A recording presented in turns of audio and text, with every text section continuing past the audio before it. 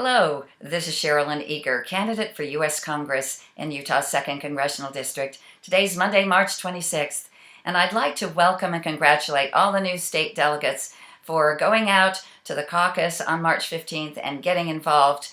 It's a journey, but you are part of the 12%. You know what the 12% is? Well, it has been said that only 12% showed up to participate in the American Revolution. And it was that 12% that changed the world. So here you are. And it's going to be a wild ride together. I'm sure you're already experiencing it with all of the robocalls and the mass mailings and emails and invitations to events. But you know what? It's all part of the price of freedom. I've been a state delegate many times, and it's been worth it all. So here we go together. We're going to keep you informed on the events coming up this week. You can go to my website, eagar2012.com, and click on the event tab, and you will find out exactly where we're going to be.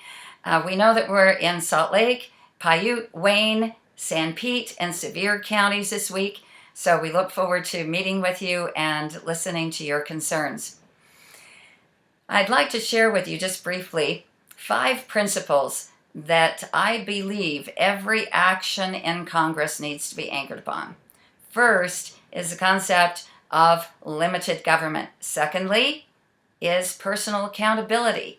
Third is free enterprise. Fourth, peace through strength. And fifth, the principle of public virtue. Well, limited government is really summed up in the U.S. Constitution and its few and defined powers that have been enumerated to Congress.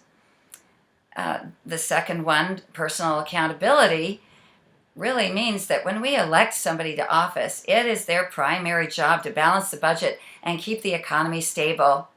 Free enterprise means keeping those burdensome regulations off the backs of businesses. And then peace through strength. Ronald Reagan was a great leader in the world. The world respected him. We have to return to that kind of leadership again. And we also need to make sure that our prime responsibility is national security. But finally, public virtue. Not as much is said about that anymore.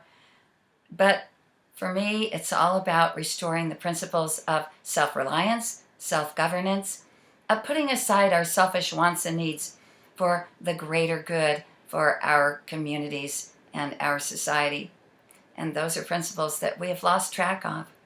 But I invite you to come out and hear what I have to say about it, because the facts are sobering, and it is this principle upon which everything else hangs for the future of our nation. Well, I'm often asked, why are you in politics, and why should you be our first choice? Let me begin with the second part.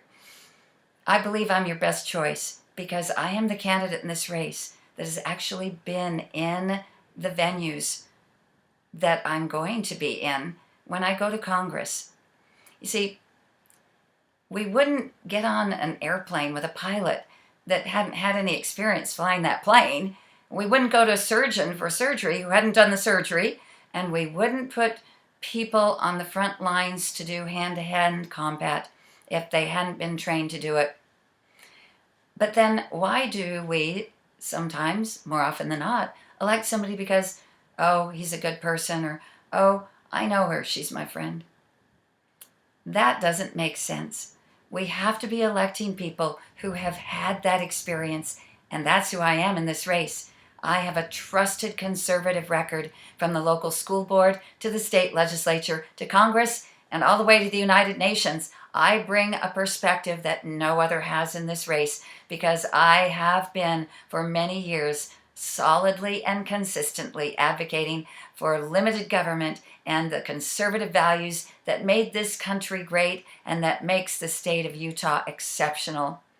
That's the kind of person we want representing us in Utah.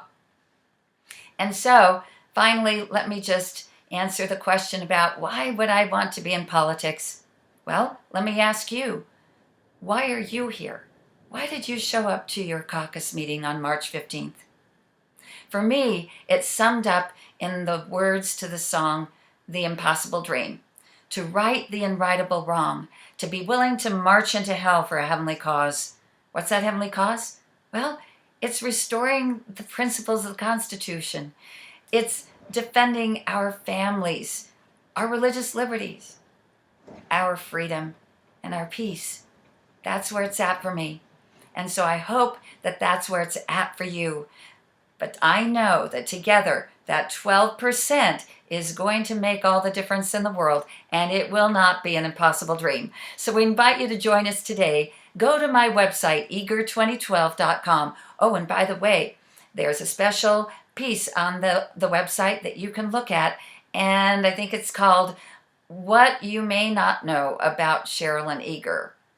I hope you'll take an opportunity to read it. Thank you so much and have a great day.